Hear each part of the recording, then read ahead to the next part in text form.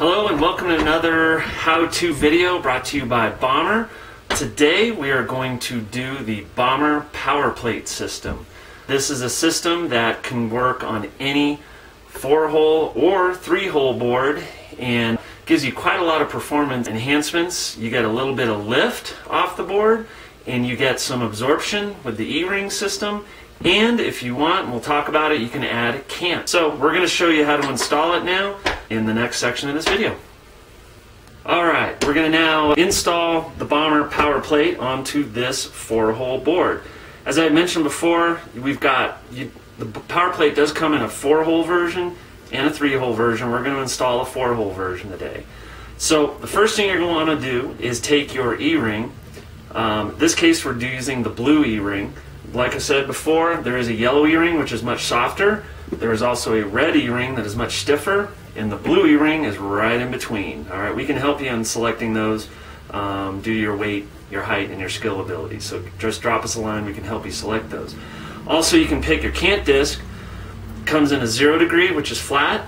We also have 3 degree, which has got a little bit of cant to it, and we also do offer a 6 degree, which has a lot more. 6 degrees to be exact. Cant. So once again, we can talk to you about that. Most people, when they're coming from soft boots, tend to go towards the 0 degree in front and in rear, which is fine. You can certainly do that. We do recommend at least trying a little bit of cant, such as this 3 degree, for the rear. If you're a very directional rider, all you're going to do is go in that direction, like in a border cross course, or if you're going to be doing a lot of carving. Try a 3 degree. It's something worth trying. It adds a little bit of cant to your rear foot forward. What we're going to do first is take the cants and install the E-rings, and they just easily snap in like that. You might have to wrestle it a little bit. Sometimes you push down on it to pop it in there. That one's installed. Going to do the same with the rear one. Working around, maybe push on it. Okay, that one's installed.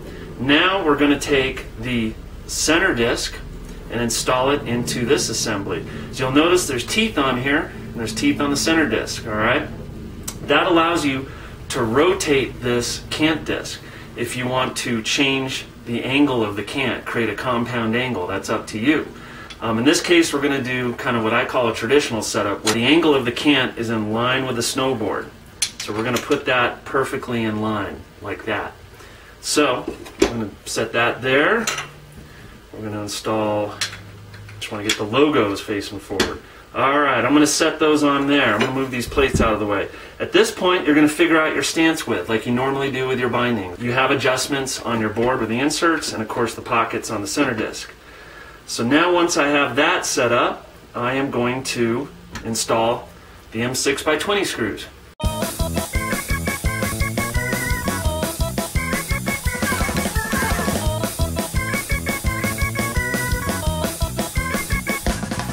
Okay, sometimes when the E-rings are brand new and it's hard to get that cant disc to set down into it, so sometimes when you're installing these screws you really got to push down hard to get that first screw engaged, alright? But then the rest of them will take after that. When I set it up, I like to have these wings, you'll see there's 3 of them, these little wings here. I like to have on the outside the wings facing out like that and the center one towards the middle, alright?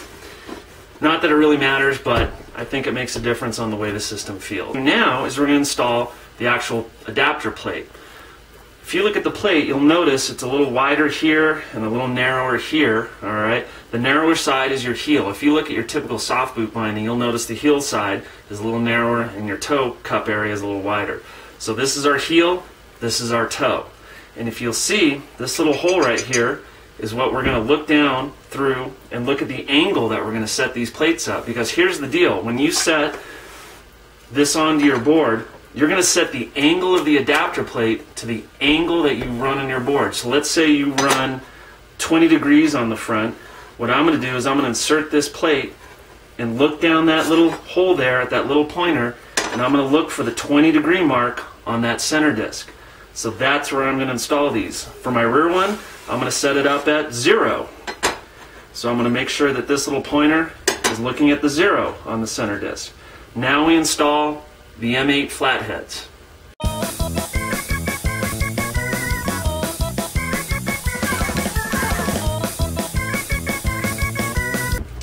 Okay, little tip too, when you're doing these flatheads, do them progressively.